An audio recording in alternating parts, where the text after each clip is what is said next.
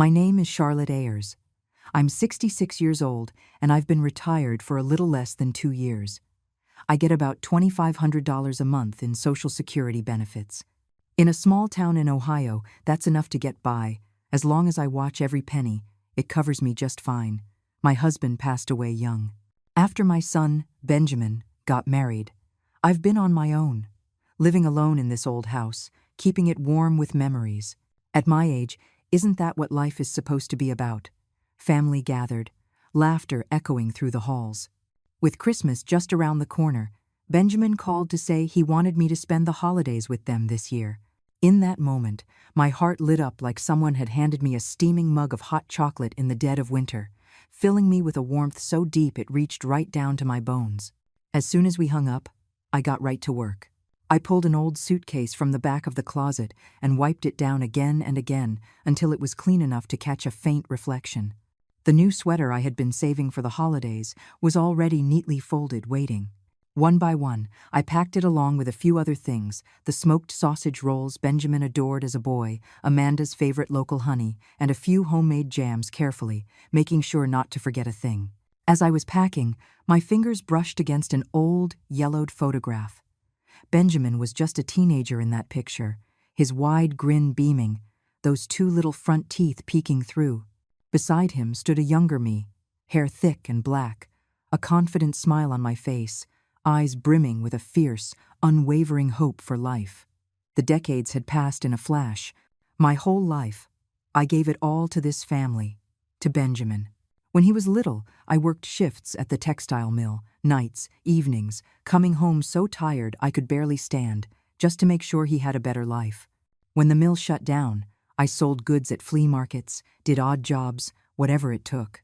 I fought tooth and nail so Benjamin could go to college, so he could have a good start in life. It was only when he was settled, married, with a stable life of his own, that I felt like I could finally breathe. Retirement has been simple, like a plain glass of water. It was only when I saw Benjamin and his family that life tasted a little sweeter.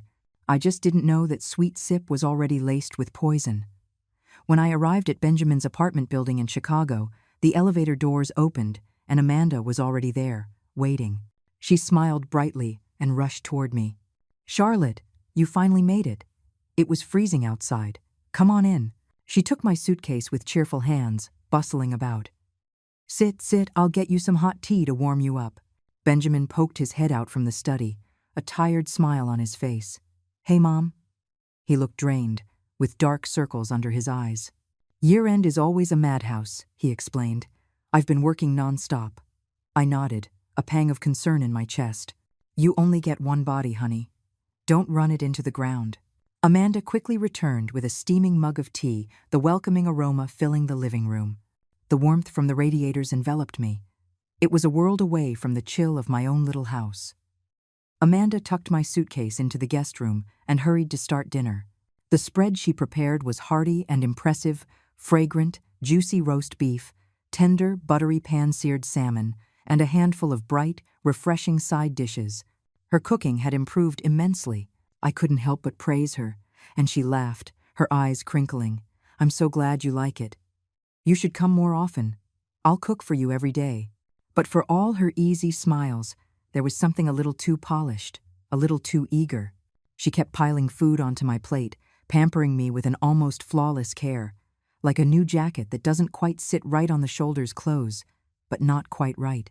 Meanwhile, Benjamin shoveled food down thoughtlessly, his eyes darting to his phone again and again, as if something was pulling at him. The table felt alive on the surface, but underneath, it was like a sliver of bone caught in my throat, impossible to swallow, impossible to spit out. The next morning, Amanda's parents arrived. As soon as they walked in, Patricia wrapped Amanda in a tight, loving hug. They chattered nonstop, their high-pitched laughter filling the room as if the rest of us had disappeared. I stood off to the side, invisible. For a moment, I almost felt myself fading into the wallpaper. Robert was more reserved. He shook my hand and exchanged a few pleasantries. Patricia, on the other hand, had the air of someone used to sitting behind a large desk. She'd worked in an office at City Hall before she retired, and it showed. She glanced at me sideways, her eyes scanning my worn wool coat, the one I'd had for years, thick and sturdy, warm even if it was a little dated, and she gave a little twitch of her lips that wasn't quite a smile. To her, I must have looked out of place. The coat that had always made me feel prepared, even proud, now suddenly felt thin and tired under her gaze. Dinner that night was laced with a subtle tension. Benjamin and Robert traded conversational snippets about the latest financial news, while Amanda and her mother chattered animatedly about neighborhood gossip, grocery store discounts, and whose kids had recently been promoted. I just sat there quietly, picking at my food, feeling like an outsider. Patricia's voice, sharp and forceful, soon commandeered the conversation. "Robert and I clear nearly $15,000 a month between our pensions," she said, lifting her teacup with practiced grace. She glanced at me, quick and appraising. "Our expenses are minimal, so life has been quite comfortable. We just bought a little condo down in Florida last month. It's perfect for the winter warm weather, clean air." She turned to Amanda with a smile. "You two should start planning ahead. Housing prices are only going up. Better to upgrade to a bigger house now, especially before any babies come along." Amanda nodded quickly. "We're working on it, Mom." Then Patricia's gaze shifted back to me, her tone dripping with false concern. "And Charlotte, how's your health holding up? Amanda told me your pension isn't very high. Are you able to cover your daily expenses?" Her voice was light, but there was a glint in her eye, a subtle but cutting judgment. I forced a calm smile, though something tightened in my chest. "I make about $2,500 a month. It's enough for my daily needs. My health is about the same, some old aches, but nothing serious."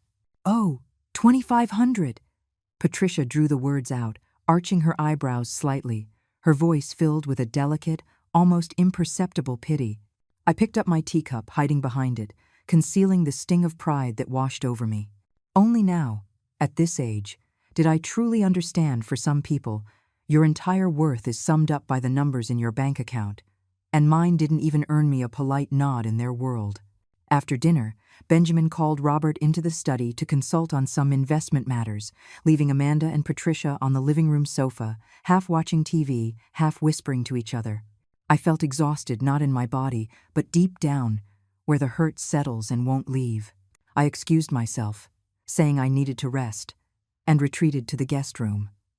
It was a small room, but clean and bright. A small potted ivy sat on the nightstand, its leaves, lush and green, giving off a quiet, tenacious vitality. Inside me, though, everything felt heavy and stuck. I sat on the edge of the bed, staring out the window at the dull gray sky, my mind drifting. I thought about the winter Benjamin wanted those expensive basketball sneakers, how I worked a full week of night shifts at the warehouse just to afford them. I thought about his college years, when I sent him every hard-earned dollar while living on ramen noodles and tap water myself. I thought about his wedding, when I emptied my savings and even borrowed from friends to help him with the down payment on their first house. I've never done anything extraordinary in my life. All I ever tried to do was make things easier for my son. I always thought that would be enough, but now it felt like it was never even close. I stayed in the guest room for a long while before finally getting up, needing some air. I opened the door carefully and was about to step out when I heard low voices coming from the living room.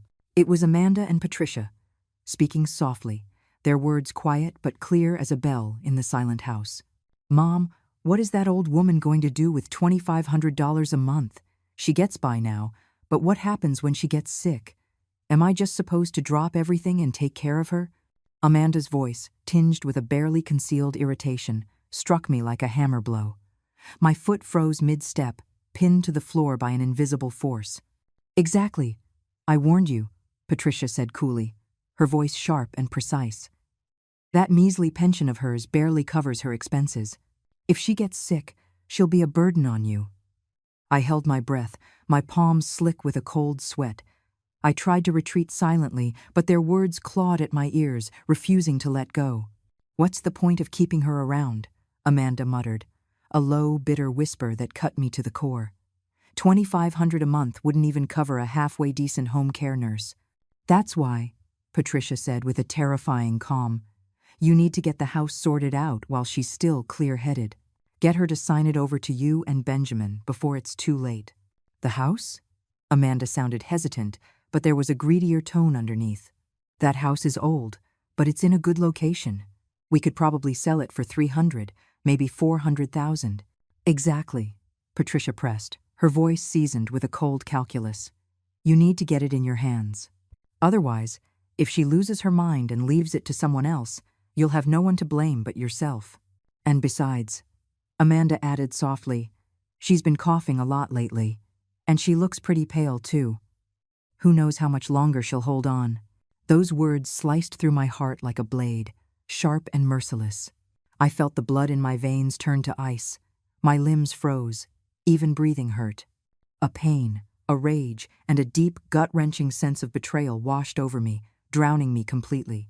I always thought that Amanda, despite her little moments of pettiness, at least respected me as her mother-in-law.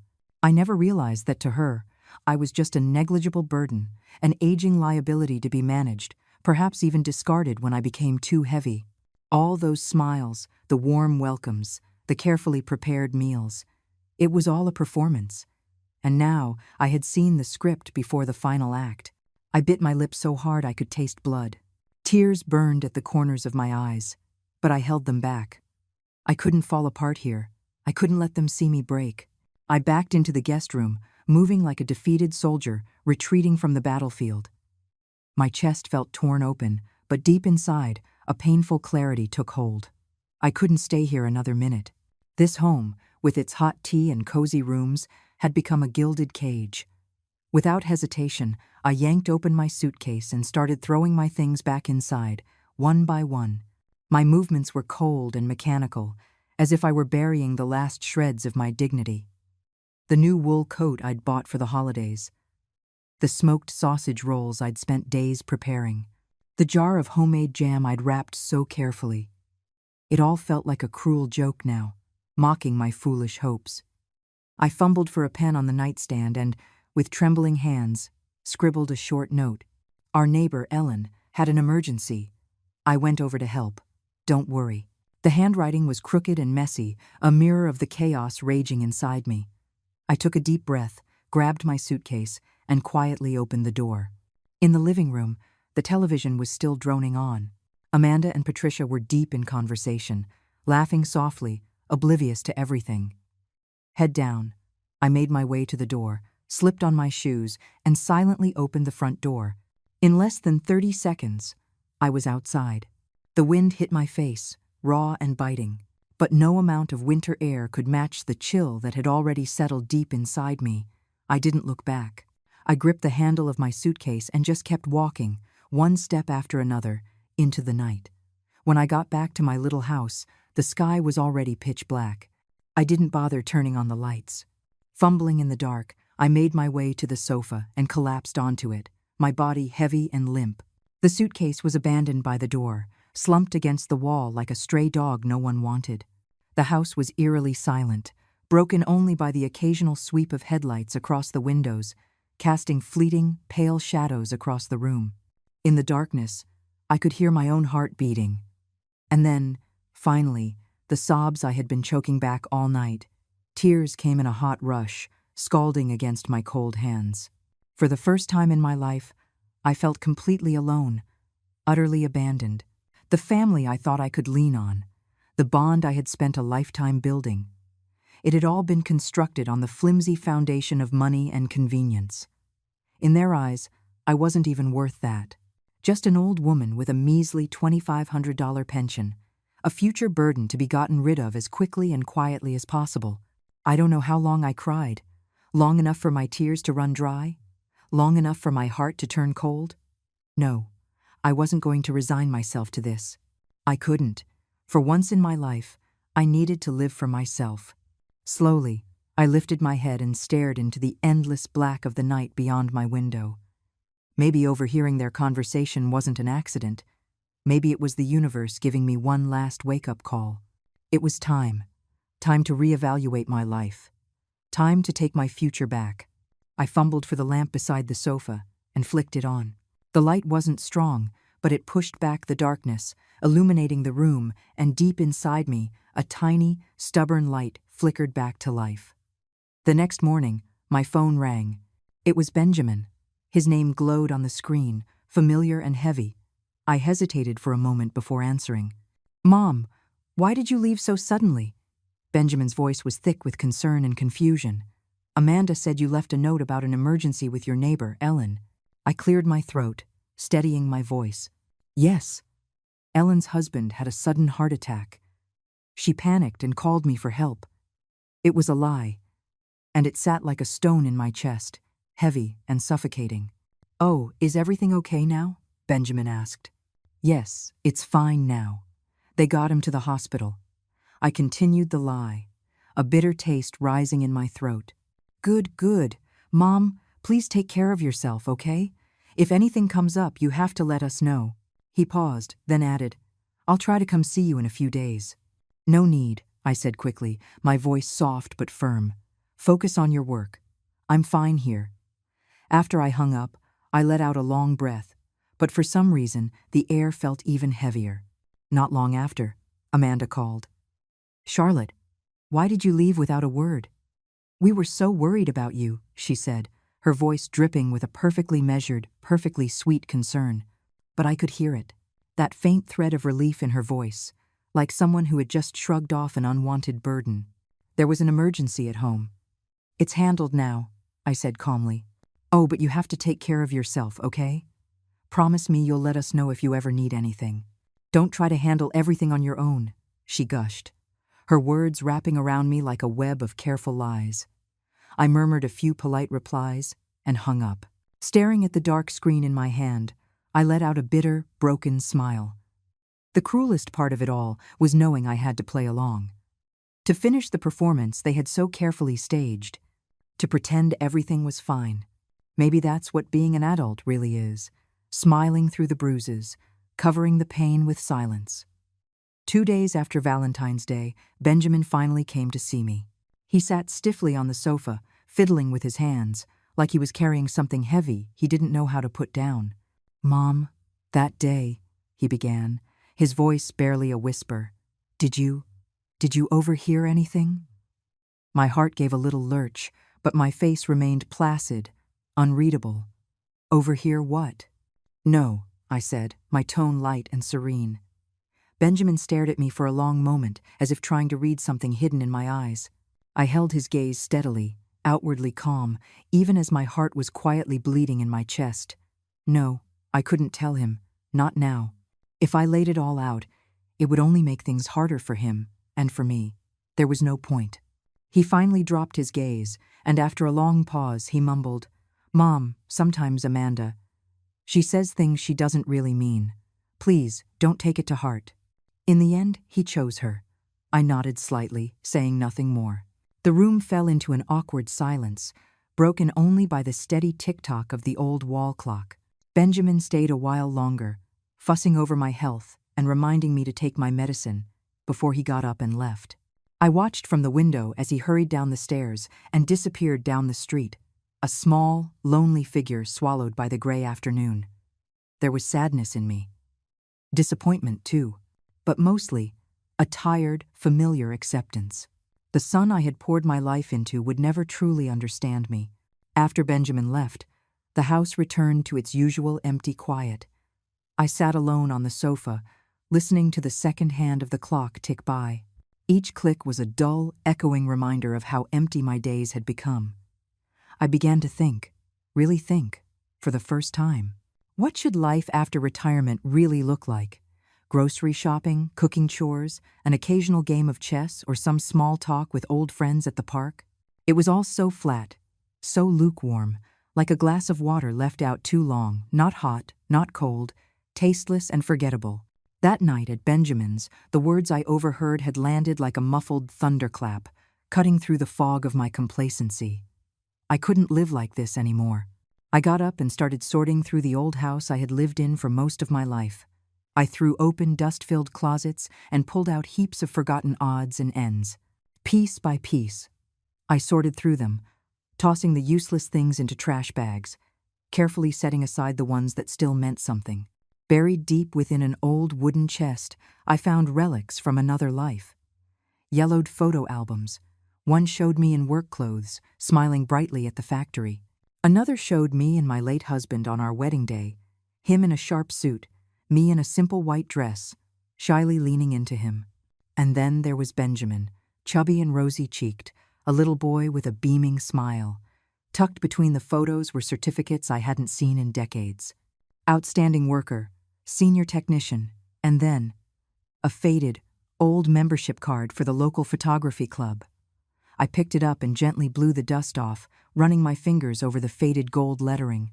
And just like that, the memories came flooding back. As a young woman, I had loved photography.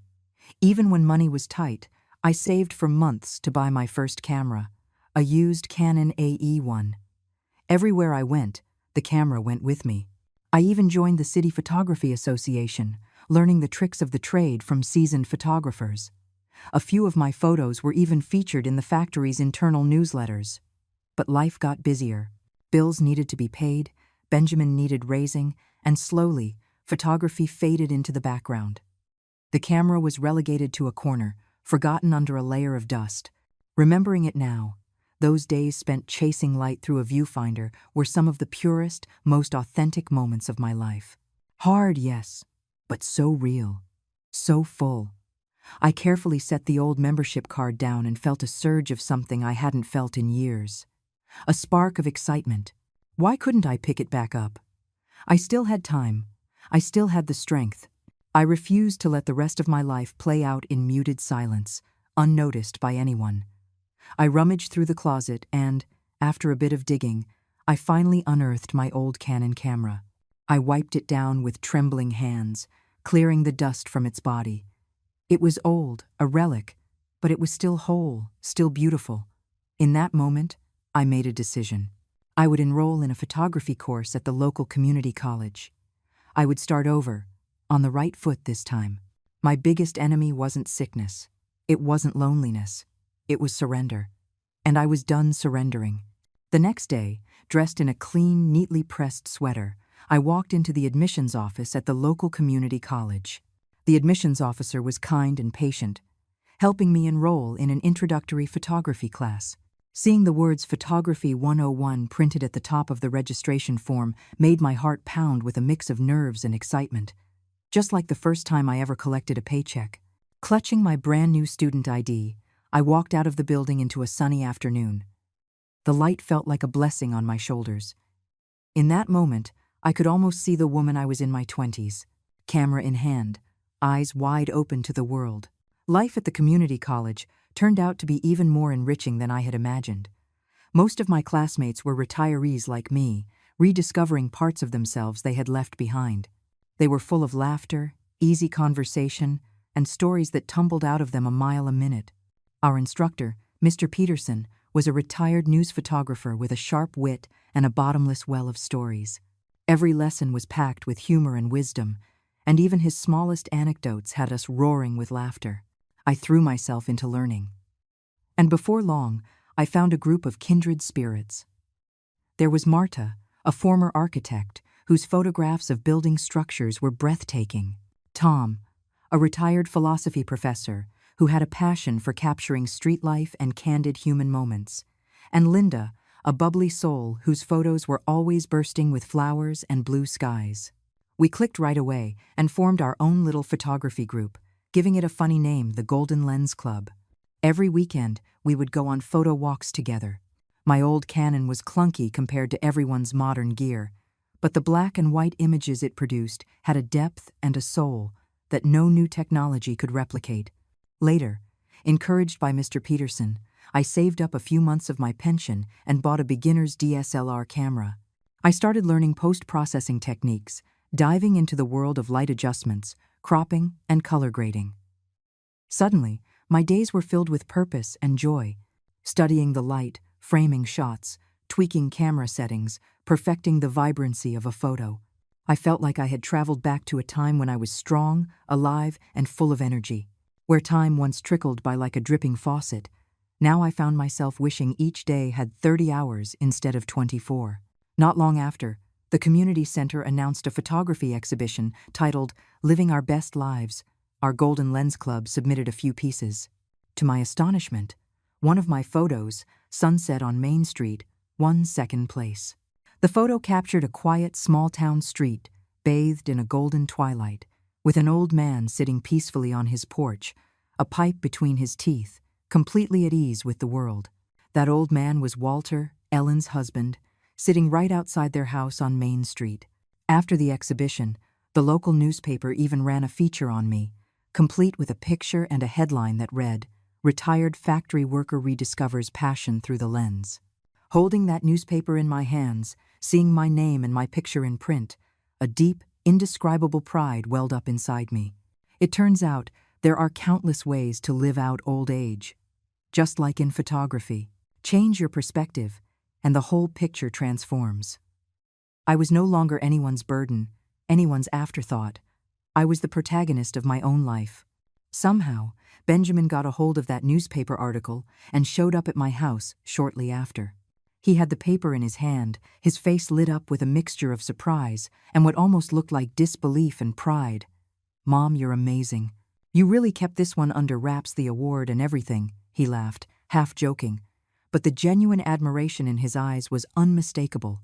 "It's nothing," I said, feigning modesty, though my heart was doing cartwheels inside. Benjamin watched me carefully for a moment. "You look different, I swear," he said. "You seem brighter. There's this energy about you. For the first time, I could feel it."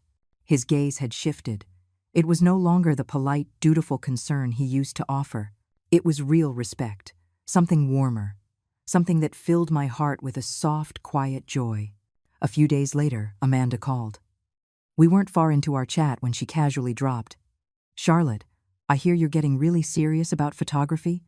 Even winning awards? Those cameras must be pretty expensive, right?" I immediately caught the undertone in her voice. She wasn't just making small talk. She was probing, maybe worried I was burning through my savings. I smiled into the phone. "Oh, it's not that big of a deal. Just a little hobby. I've been learning about some small investments too, saving up some extra cash for equipment." I didn't mention what kind of investments, or how much I'd made. I left her to wonder. There was a brief, almost imperceptible pause on the other end of the line, before Amanda's voice turned even warmer. "Wow, that's so amazing. You're just living your best life, Charlotte. Just take care of yourself, okay? Don't overdo it." After I hung up, I smiled to myself. Funny, isn't it? The less you seek validation, the more cautiously others approach. It's just human nature. Those you lean on will take you for granted. But those who stand on their own make others uneasy. As time went on, my little photography hobby started to gain real momentum. I began uploading my landscape and street photos to an online photography platform. At first, it was just for fun. But slowly, messages started trickling in, people asking to buy the rights to my photos for websites, magazines, or to decorate coffee shops. At a friend's suggestion, I opened a small online store selling prints of my work. At first, I treated it like a side project. But to my surprise, the business started to take off. A few of my photos ended up on the covers of books from small publishers. Some were purchased by independent coffee shops to decorate their walls. Others were bought by individuals to decorate their homes. After deducting platform fees and printing costs, I was making an extra $300 to $400 a month. It wasn't a fortune, but to me, it meant everything. It wasn't about the money itself. It was about proving that I could still create value, on my own terms, in my own way. Amanda eventually heard about my little success story through a mutual friend. After that, her attitude did a complete 180. Suddenly, Amanda was calling me every few days, checking in with a sweetness that bordered on overkill. "Charlotte, are you free this weekend? Come over for dinner. I'm making pot roast. Charlotte, it's getting cold. I bought you a new sweater. When can you come pick it up?" Her enthusiasm was almost suffocating, and I knew exactly what was fueling it. I turned down most of her invitations with a polite smile. "Amanda, that's so sweet, but I'm going away with my photography group this weekend. I don't really need a new sweater. Maybe you could give it to your mom." "Thanks for thinking of me, though. I've been pretty busy lately, but I'm taking good care of myself." I told her about my upcoming photography exhibitions, about the long road trips I was planning with my Golden Lens friends, about how busy and exciting my days had become. I held no grudge. I just had no intention of re-entering a relationship built on pretense and convenience. Once you see people clearly, it's easier to let them go. I no longer needed anyone else's approval to measure my own worth.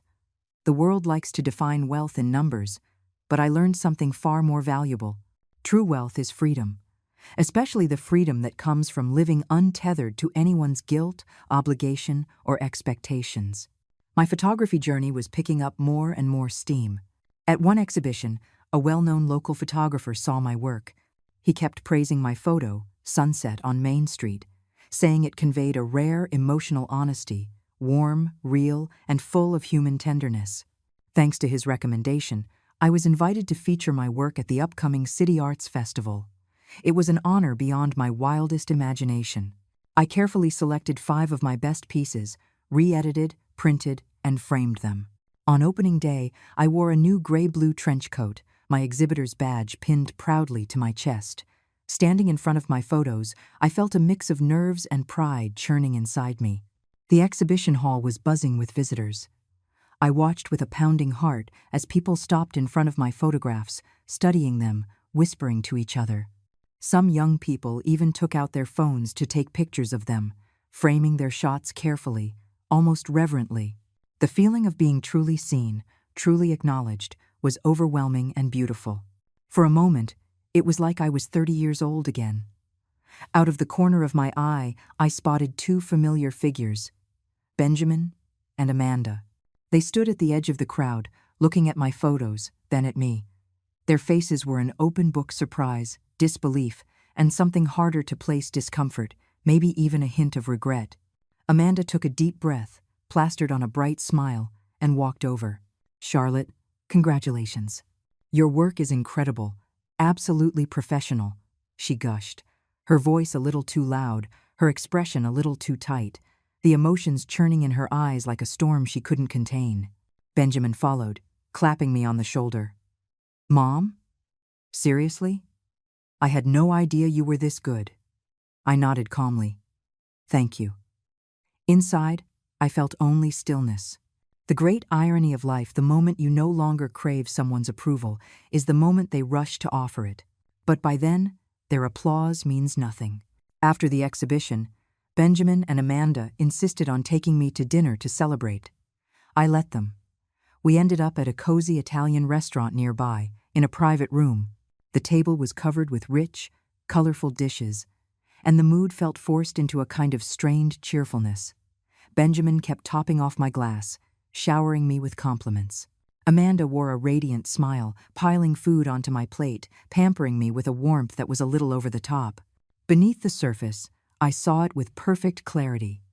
This dinner wasn't just a celebration, it was a setup. Sure enough, after the 3rd glass of wine and the 5th course, Benjamin finally put down his cup and spoke, feigning casualness. "So, Mom, Amanda and I have been looking at houses lately." I nodded slightly, waiting for the real reason. "This apartment is getting a little cramped," he continued, "especially if we're thinking about starting a family. We found a place 3 bedrooms, great location, really perfect, but we're just a little short on the down payment." He shot Amanda a quick look. Amanda immediately leaned in, her voice syrupy sweet. "Charlotte, we were thinking, since your photography has been going so well, winning awards and selling pieces and all, maybe you could, help us out a little."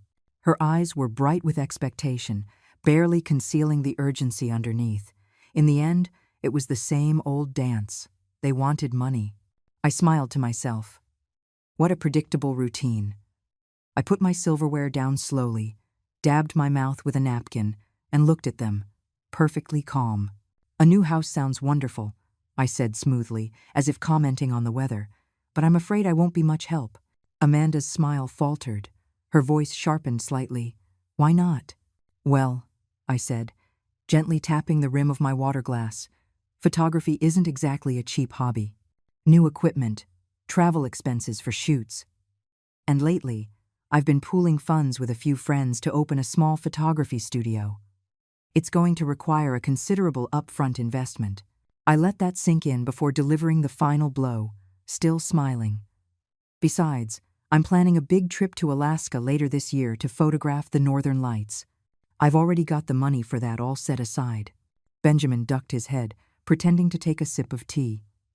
Amanda's face tightened, disappointment and barely concealed frustration flashing across her face. "How interesting.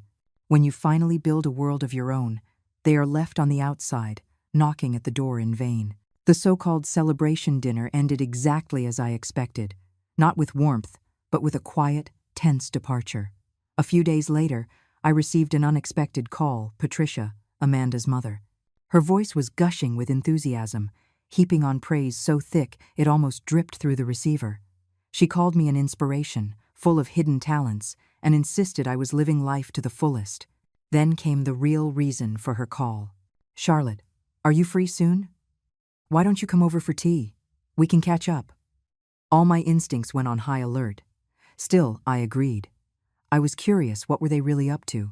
When I arrived at their house, Patricia greeted me like a long-lost celebrity. The tea flowed endlessly, a spread of imported pastries covered the table, and the compliments kept coming like a broken faucet. Robert, Amanda's father, sat stiffly to one side, looking like he wanted to disappear, managing to force out an occasional awkward chuckle. After a grueling round of small talk, Patricia finally dropped the act. She leaned in closer, her voice dropping to a honeyed whisper. "Charlotte, there's something I wanted to mention. My son, Amanda's brother, David, he's working on an incredible project right now. Huge potential. It's really big." She lowered her voice even more. "He just needs a little startup capital." I smiled coolly to myself. There it was. Finally, Patricia pressed on, her voice syrupy and insistent. "I mean, I know you have a good eye for investments lately, and with your photography sales going so well, why not get in on it? It wouldn't take much, maybe 100,000. There will be dividends by the end of the year, much easier than earning it one photo at a time." The glint in her eyes was unmistakable. She wasn't seeing me anymore. She was seeing a walking, talking ATM. I lifted my teacup, blew gently on the rim, and said slowly, "Patricia, thank you so much for thinking of me, but I'm afraid I can't help." Her smile froze. "Why not?" she asked, struggling to keep her tone light. "To be honest," I said, setting my cup down carefully, my expression as serious as hers was fake, "I just partnered with some friends to open a photography studio. I'm pretty much tapped out. At this point, I couldn't squeeze out a single dime if I tried." "A photography studio?" Patricia blinked, clearly not expecting that. "That's right," I said with a bright smile. "We're just getting started, up to our eyeballs in it." Her expression soured slightly, but she forced another brittle smile, and the topic was dropped. People reveal their true selves when they think you have something they need. When you're down and out, they ignore you. When you shine, they rush to place a crown on your head. This kind of cheap affection? I had long since learned to smile and politely decline. As for my little studio, it was barely up and running, but we had already landed our first big contract. A travel company fell in love with our photography style and hired us to shoot a promotional campaign for their new Northern Lights tour in Alaska. When the contract was signed and the advance payment hit the account, the whole office erupted like it was Christmas morning. It wasn't just a job. It was a dream I had shelved decades ago, finally coming true. I threw myself into preparations with the excitement of a kid before a school field trip, researching weather patterns, upgrading gear, cleaning lenses. It was a beautiful frenzy. When Benjamin heard I was going to Alaska for a whole month, he called immediately. "Mom, Alaska? For a month? Are you serious? At your age? It's freezing up there. Are you sure you can handle it?" His voice was laced with concern, but underneath it, there was something else, something harder, sharper. "I'm great," I laughed. "I'll be with the whole team. We'll look out for each other. But a whole month? You're the backbone of that studio, and, all the travel expenses must cost a fortune?" There it was, the real concern. He was afraid I was investing too much in myself, cutting off the backup plan he had quietly kept in his back pocket. I sighed inwardly, but kept my voice cheerful. "Sure, it's expensive, but this time, the travel agency is footing the bill. As for the studio, Tom and Linda can handle everything while I'm away. Mom, maybe you should think about it a little more. No need. I cut him off gently. The ticket's already booked. I spent my youth tied down by mortgages, tuition fees, and endless responsibilities. Now, it's my turn. I'm not missing another horizon. Hassan was silent on the other end of the line. In our youth, survival was the priority, crushed by loans and obligations we never questioned. But as I got older, I learned the real lesson. Freedom isn't something you are given. It is something you earn, step by step, through effort and deliberation. Alaska turned out to be even more breathtaking than I ever imagined. The auroras danced across the night sky, spilling waves of light like an artist casting entire galaxies onto a canvas. We, a motley crew of veteran photographers, hauled our heavy gear out into sub-zero nights, trudging over frozen ground to capture every fleeting miracle of color. It was exhausting, cold, and grueling work, but my heart hadn't felt so alive in years. It was pure, unfiltered joy. Over the course of a month, not only did we complete the shoot successfully, but our little studio also earned its first substantial paycheck. And most importantly, on this trip, I met someone who would change my life. Her name was Emily Sanchez. She was 2 years younger than me and also a solo traveler chasing the northern lights. We met by chance at a small outdoor market in a quiet town. A conversation sparked, and before long, we realized we had much more in common than just photography. Emily had been a community college professor before she retired. Her husband had passed away a few years ago, and her children had scattered to other states. Now she lived alone, independent, vibrant, and full of stories. We talked about photography, travel, life, and somewhere in the second half of the trip, we became inseparable, taking pictures of each other, sharing meals, looking out for one another. With Emily, everything felt easy and light. There were no ulterior motives, no obligations, just a simple, genuine friendship. As the trip ended, she gave me a tight hug and smiled. "Charlotte, meeting you has been the best part of this whole adventure. When you're all recovered, next stop Iceland? The northern lights are even more spectacular there." "You're on," I laughed, without a moment's hesitation. When I got home, I stared at my growing bank balance, the hundreds of stunning photos stored on my hard drive, the goofy selfies Emily and I had taken together, and I felt a contentment that ran deeper than words. It turned out, life after 60 could be even more exciting than the years before it, especially when you finally stopped wasting time on people and things that didn't deserve you. Emily and I stayed in close touch, trading photos, sharing editing tips, and planning our Icelandic adventure. It felt like life was finally moving forward. I was finally moving forward. But life, unpredictable as ever, threw me a curveball. One morning, while browsing for new gear online, a sudden dizziness washed over me. I felt a numbness down my right side. My words started to slur. My heart sank. I dialed 911 immediately. At the hospital, they confirmed it a mild stroke. Luckily, I got help fast enough to avoid major damage, but the doctors insisted I stay for observation for at least a week. Lying in that sterile hospital bed, under bright fluorescent lights with the antiseptic stench thick in the air, a profound sadness washed over me. Iceland would have to wait. Emily visited almost daily. She brought homemade soup, the latest photography magazines, and a warmth that cut through the chill of the hospital walls. She even helped out at the studio, making sure everything was running smoothly. Her kindness was simple, pure, and real, like sunlight spilling through a frosted window. Benjamin and Amanda came too. They were attentive, moving like the perfect caregivers. Benjamin ran errands.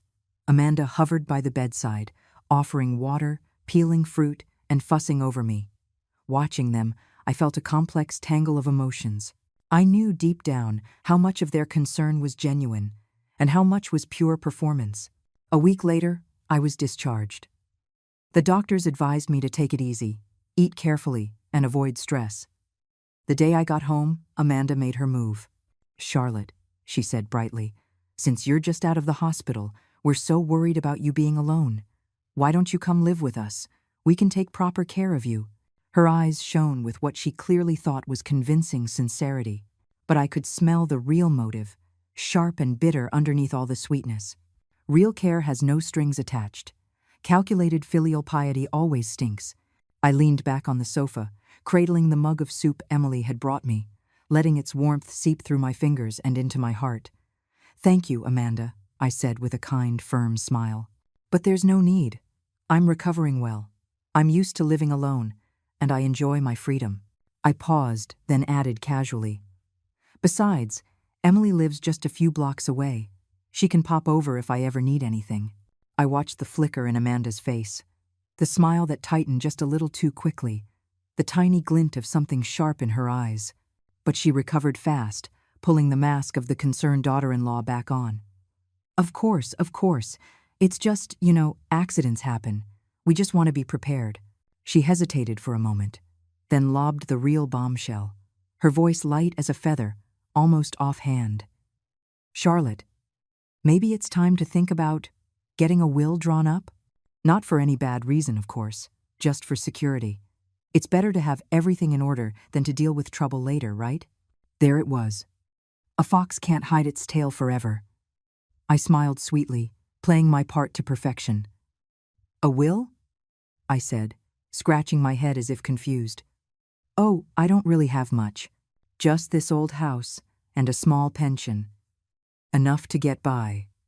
Then I added breezily, "And my hands are so full right now, the studio keeps me busy. Maybe when things quiet down a bit, I'll think about it." Amanda's eyes darkened for just an instant, a flash of raw frustration she couldn't hide, before she plastered that sweet smile back on her face. Sometimes, playing dumb is the sharpest armor an old woman can wear. After the hospital stay, Amanda's attentiveness became almost comical. She used to call occasionally, but now she was at my house every other day, laden with organic fruits, supplements, and a syrupy sweet smile. "Charlotte, how have you been feeling lately?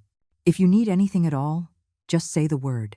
She was warmer than any daughter, but her eyes wouldn't stop roaming, scanning my living room, lingering on the shelves, the desk, the drawers, and her casual conversation was anything but.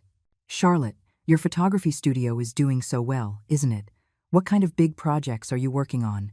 Emily, she lives alone too, right? Do you two see each other a lot? Charlotte, it might be time to renovate this place. Imagine how great it would look with a modern touch." Every question was dipped in honey, but it carried a fine, sharp probe just beneath the surface. I knew exactly what she was doing. Still, I smiled politely, kept my tone light, and gave her nothing. But then, one afternoon, everything changed. I had gone to take a shower. Since I was still recovering, I moved slowly, taking my time.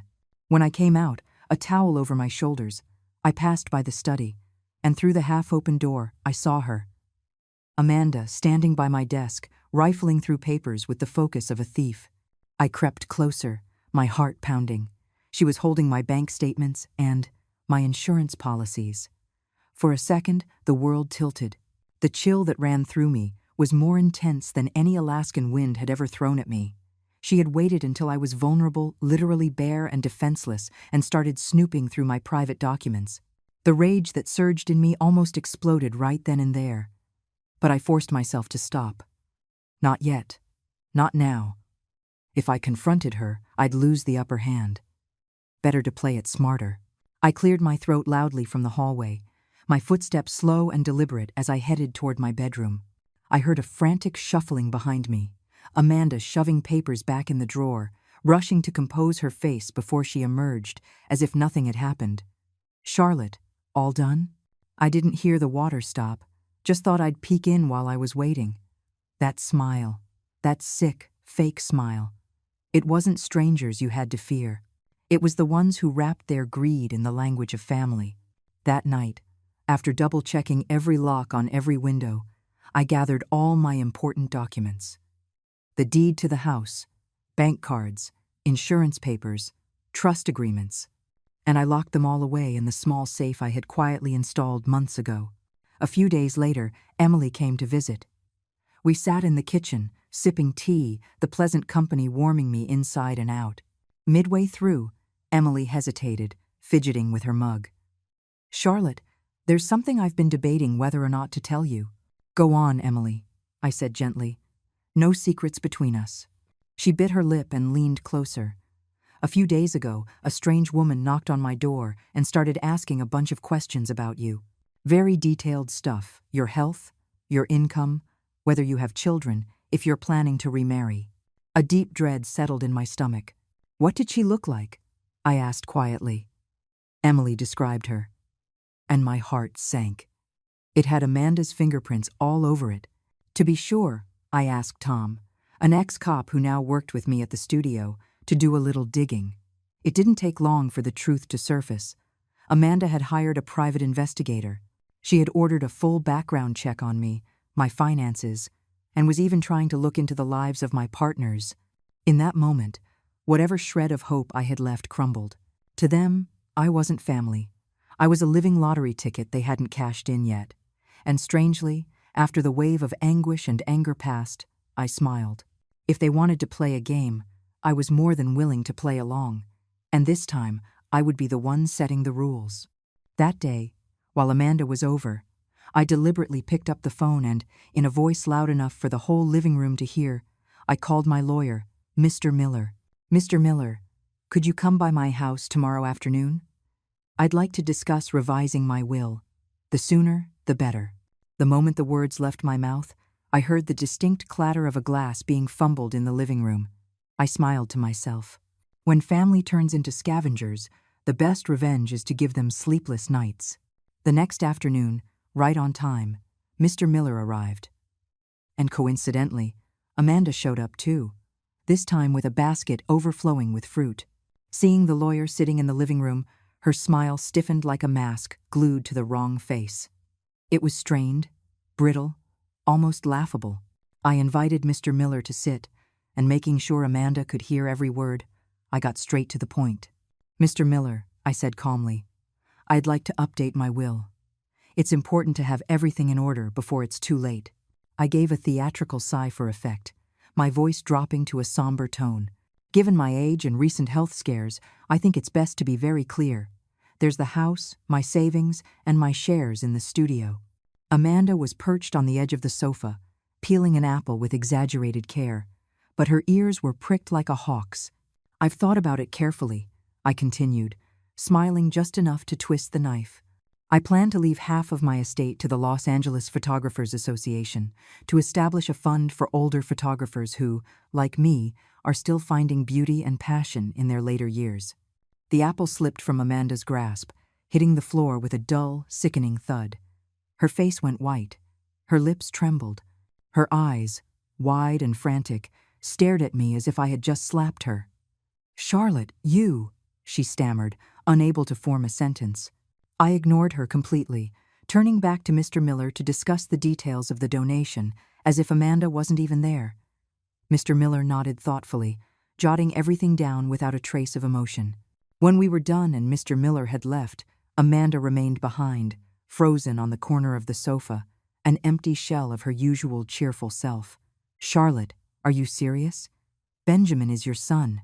I looked at her, my gaze calm and unwavering. "I have thought it through," I said, my voice soft but firm.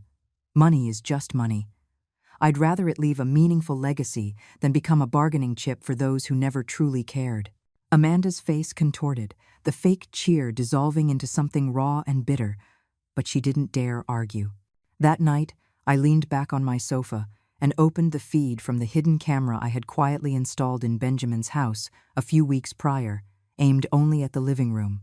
On the screen, Amanda and Benjamin were arguing heatedly. Amanda was waving her arms in frustration, her voice sharp and shrill. Benjamin sat, slumped, smoking one cigarette after another, his face a mask of despair. I watched them in silence, feeling no triumph. Just a sadness so deep it felt fossilized. The deepest pain in life isn't loneliness. It's realizing that even the bonds of blood can curdle into a cold, transactional hostility. I knew then this ugly charade had to end. The next day, I called Benjamin, Amanda, Patricia, and Robert, inviting them to dinner the following weekend. There was hesitation, tense and guarded voices over the phone, but in the end, they all agreed. On Saturday evening, we gathered at a quiet restaurant.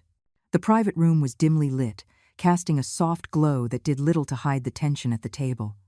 Patricia's eyes darted around nervously. Amanda fussed with her fork, pretending not to notice the tremor in her hands. Benjamin sat stiff and grim, his jaw tight. Only Robert maintained some semblance of composure, but even he couldn't hide the unease in his eyes. The dishes arrived, untouched. The air thickened like wet cement. I cleared my throat, slicing through the silence. "I invited you all here to clear the air," I said calmly, my eyes sweeping over them before landing squarely on Amanda and Patricia. The room froze. Slowly, deliberately, I pulled a small black device from my purse, a voice recorder. Every breath at the table seemed to catch at the same time. I pressed play. "Mom, you know Charlotte only gets, what, a couple thousand a month in retirement? It's barely enough. If she gets sick, we'll have to take care of her, and we just can't." "Exactly. I told you, we have to plan ahead.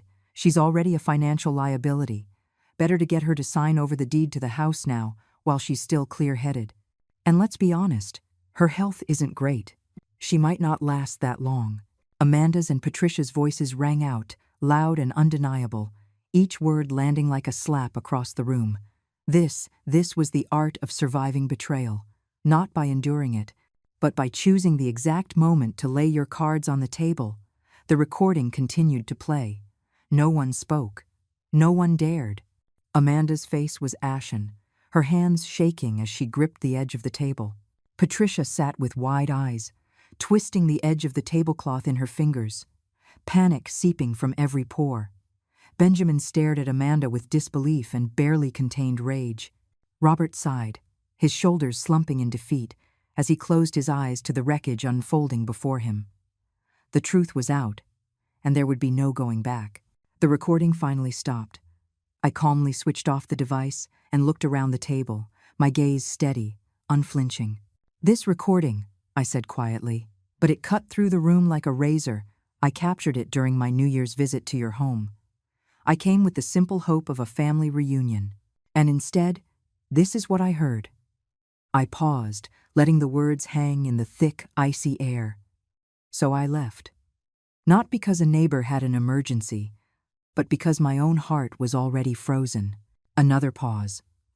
Then I spoke again, each word measured, deliberate. "These past few months, I've done a lot of thinking. Is a person's worth nothing more than the number in their bank account? Does living on a modest pension mean I deserve to be discarded, conspired against?" I smiled, not with bitterness or anger, but with a quiet, hardened clarity. I realized something. My worth was never in anyone else's hands to begin with, and it certainly isn't diminished by your contempt. My voice was clear and steady, cutting through the thick, suffocating silence. "And so," I continued, "I have officially updated and notarized my will. Every eye was fixed on me. Upon my passing, my house will be donated to the community's senior housing program, providing shelter for elderly residents in need. My savings will go toward my own care, my health, my travels to ensure I live out my final years with freedom and dignity. And the profits and assets from my photography studio will fund the creation of the Silver Dreams Fund through the Los Angeles Photographers Association, to support other senior creators who refuse to fade away." The room was suffocatingly quiet. Amanda's face was chalk white. Patricia kept her head down, silent and shamed. Benjamin's lips moved as if to say something, anything, but in the end, he just closed his eyes, the weight of it all crushing him. Then, the silence shattered. Robert slammed his hand on the table, a loud, angry crack. "You two," he said, his voice tight with rage and shaking with disappointment, "have gone too far. You have disgraced yourselves." He turned to me, his voice breaking, and gave a deep bow from his seat. "Charlotte, I am sorry. I am so sorry. I should have done more. I should have stopped this. Please, forgive us." Benjamin finally broke. He grabbed my hand, sobbing openly, completely undone. "Mom, I'm sorry. I am so sorry. Please, give me another chance." Amanda sat frozen, her head bowed, a lifeless sculpture of regret. I sat still, looking at them, not with triumph or vengeance, but with a deep, heart-wrenching sadness. The most fragile thing in the world isn't glass. It's family love, subjected to the crushing weight of greed. I turned to Benjamin, my voice soft but unmoving. "Benjamin, don't cry." He looked up at me, his face wet with tears. "Mother and son, we are blood.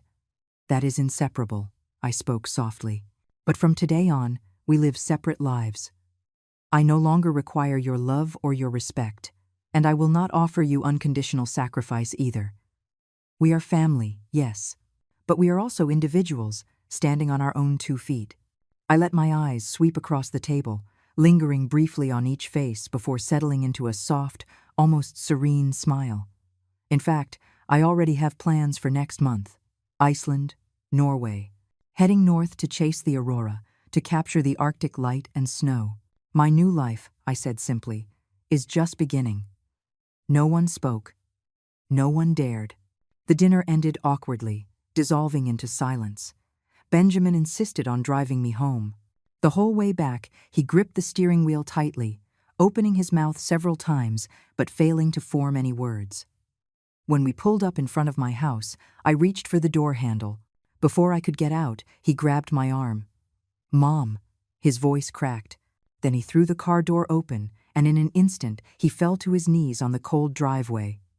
"Mom, please, I'm begging you, give me another chance." Seeing him kneeling there, his shoulders shaking with sobs, something inside me twisted. This was, after all, the child I had raised with my own 2 hands. I stepped toward him slowly, my heart aching, and gently pulled him to his feet. "Benjamin," I said softly, placing a hand on his trembling shoulder. "We all make mistakes. What matters isn't the apology in a moment of regret. It's the lifelong accountability that comes after." I patted his shoulder, my voice quiet and unwavering.